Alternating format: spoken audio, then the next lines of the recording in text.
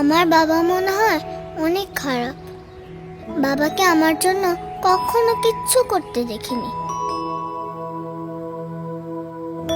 সকাল থেকেই শুরু হয়ে যায় আয়নের সাথে বাবার আহ্লাদ। এখন আর বাবা আমাকে প্রতিদিন স্কুলেও নামিয়ে দেয় না।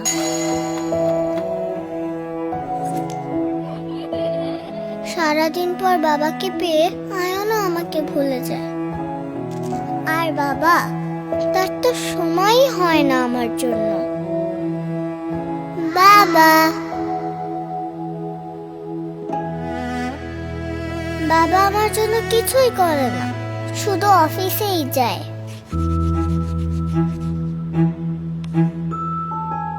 বাবাকে কেটে দিয়েছো কেন মা?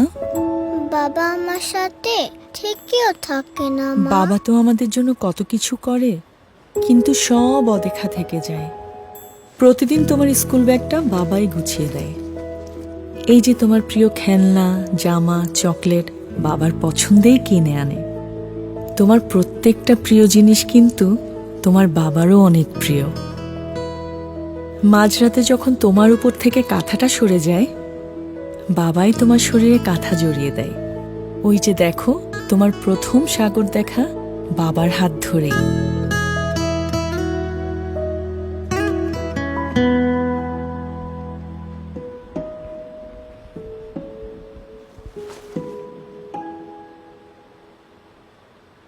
সরি বাবা, কেন রে মা? আমি তোমাকে খুব ভালোবাসি।